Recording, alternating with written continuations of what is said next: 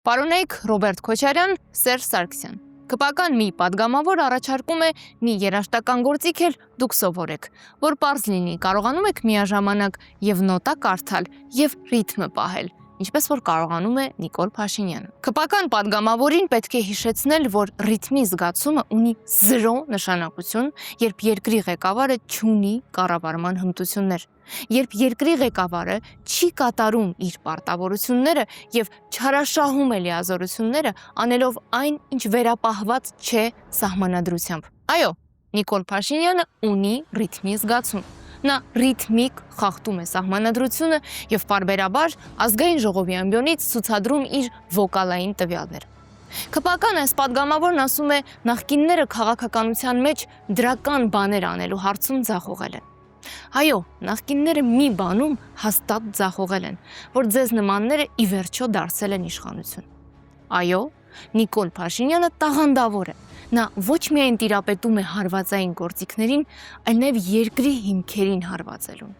Նա տաղանդավոր է նաև խաբելու հարցում, չէ՞ որ այսքան տարի դժելով սոցիալական պայմանագիրը, նա շարունակում է մնալ իշխանության։ Այն պահին, երբ քեզ ասաց կասկադիր, ջոկատ կազմիր, գնա սահման, այդ պահից Նիկոլ Փաշինյանը պատրեց քո եւ իր միջև կնքված սոցիալական պայմանագիրը։ Երբ քեզ խոստացավ լսել քո ձայնը, հարգել քո որոշումը, բայց քեզնից թաքուն կայացրեց ճակատագրական որոշումներ։ Խոստացավ սոցիալական արդարություն, թալանի վերադարձ, մինչդեռ ավելացան տղյակները, այս անգամ քպականների սեփականության վկայականով։ Կրկնապատկեց պետական պարտքը, որպես բեռ թողնելով մեր եւ մեր երեխաների ուսերին։ Թոշակառուին 20,000 դրամ ավելի չի տալիս, մինչդեռ իր նախարարին 7 միլիոն դրամ պարգևավճար է տալիս։ Հայաստանում ապրող մարդը մնացել է մենակ իր հոգսերի եւ խնդիրների հետ։ Նիկոլ Փաշինյանը դրժեց սոցիալական պայմանագիրը, երբ Հայաստանից տարածքներ հանձնեց առանց հանրաքվեի,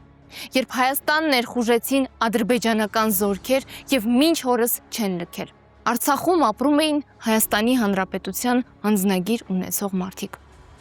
Զոհվեցին Հայաստանի Հանրապետության անձնագիր ունեցող մարդիկ։ Բռնի տեղահանվեցին Հայաստանի Հանրապետության անձնագիր ունեցող մարդիկ։ Բաքվի բանտերում ցմահ դատապարտվեցին Հայաստանի Հանրապետության անձնագիր ունեցող մարդիկ։